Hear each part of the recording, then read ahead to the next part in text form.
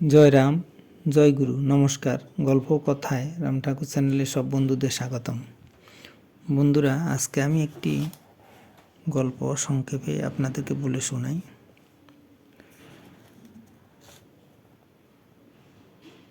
শ্রী শ্রী ঠাকুর বিলোনিয়ায় মালাকার বাড়িতে অবস্থান করছিলেন এক সময়। ফণি মালাকার মহাশয় ব্যবসা বাণিজ্যের কাজে আগরতলায় আসেন। বাড়িতে একজন রান্না করার লোকের খুব প্রয়োজন ছিল। তিনি আগরতলা থেকে একজন রান্না করার লোক জোগাড় করে নিলেন। তিনি খুব ভালো মৃদঙ্গ বাজাতেন। যথাসময়ে আগরতলার অন্যান্য কাজ শেষ করে তিনি একখানা ভালো মৃদঙ্গ কিনে নিলেন। তারপর ওই কাজের লোকটি সহ তিনি আগরতলা থেকে বিলোনিয়া রওনা দিলেন।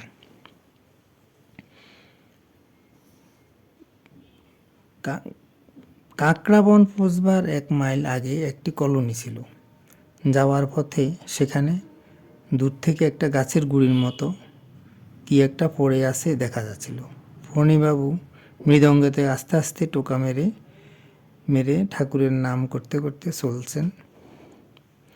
চলার পথে প্রথমে ওই গাছের গুঁড়ির মতো জিনিসটার দিকে লক্ষ্য ছিল, কিন্তু পরে কীর্তনে মজে গেলেন।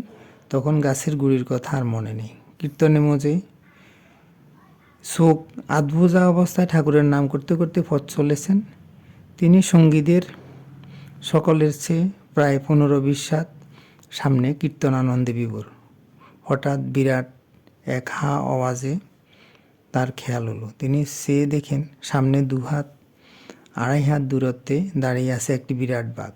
তিনি কোনো উপায় না পেয়ে মৃদঙ্গে খুব জোরে জোরে জয় রাম জয় রাম জয় রাম পিটাতে শুরু করলেন। তিনি যতই মৃদঙ্গে জয়রাম পিটাচ্ছেন, বাঘ ততই দৌড়াচ্ছে। ফণিমালাকার মহাশয় বললেন, আমাকে তখন যেন কিসে পেয়ে বসেছিল। আমিও বাঘটিকে উল্টো তাড়া করতে লাগলাম। মুখে কেবল ঠাকুরের নাম জয় রাম জয় রাম, অন্যদিকে মৃদঙ্গেও ওই নাম জয় রাম জয় রাম। এদিকে সঙ্গীরা পেছন থেকে চিৎকার আরম্ভ করছেন, ও বাবু, যাবেন না যাবেন না। মালাকার মহাশয় লক্ষ্য করলেন যে বাঘটি যে হা করেছিল সেই হা আর বন্ধ হয় না, অর্থাৎ বাঘের মুখে খিল আটকে গেছে। বাঘটি ওই মুখে হা করা অবস্থায় বাঁশের ঝাড়ে ঢুকে পড়ল। তখন মালাকার মহাশয়ের হুঁশ হলো, আর যাওয়া ঠিক হবে না। বাঘটি চলে গেল। তারপর তারা বাঁশের নুড়া তৈরি করে কাকড়াবনে এসে পৌঁছলেন। সে রাত্রে কাকড়াবনে থেকে গেলেন, পরদিন বিলোনিয়া পৌঁছলেন। পরের দিন এসে ফণিবাবু নিজের ঘরে গেলেন।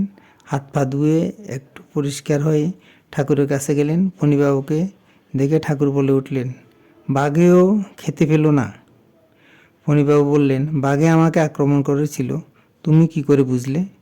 ঠাকুর বললেন, আমি যদি এখানে থাকতাম তবে তোমার কি হতো? কেন, তুমি আমাকে দেখনি? ফণিবাবু বললেন, আমার হুঁশ ছিল না। ঠাকুর তখন একখানা শ্লোক বলতে শুরু করলেন, যার অর্থ হলো, যার শ্রীগুরুতে একান্ত ভক্তি আছে, সে যদি মুনিগণ, সর্পগণ, এমনকি দেবতাগণ দ্বারাও অভিশপ্ত হয়, গুরু তাহাকে রক্ষা করেন। মৃত্যুভয় থেকেও শ্রীগুরু রক্ষা করতে থাকেন।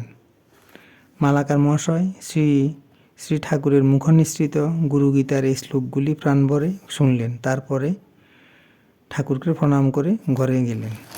বন্ধুরা, এখন আমি একটি গুরু বাণী পাঠ করে আপনাকে শোনাচ্ছি। যাহা ঠাকুর বলেছেন, যাহা করিবে একটা স্থিরভাবে করিবে, অব্যবস্থিত চিত্তে কোনোটাই হয় না, একটা দরিয়া থাকিলে ভালো হয়। ঠাকুর আবার বলেছেন, ভগবত দাস সমীপে সর্বদাই ভগবান থাকেন, ক্ষণকালও ত্যাগ করিয়া যান না। বন্ধুরা, আজ এ পর্যন্তই। আগামী দিন আবার শ্রী শ্রী ঠাকুর সম্পর্কে গল্প বাণী নিয়ে আপনাদের সাথে থাকব। বন্ধুরা, চ্যানেলটি যদি আপনাদের ভালো লেগে থাকে তাহলে বেশি বেশি করে সাবস্ক্রাইব করবেন, লাইক শেয়ার কমেন্ট করবেন। ধন্যবাদ, ভালো থাকবেন। জয় গোবিন্দ, গুরু কৃপাই কেবলম।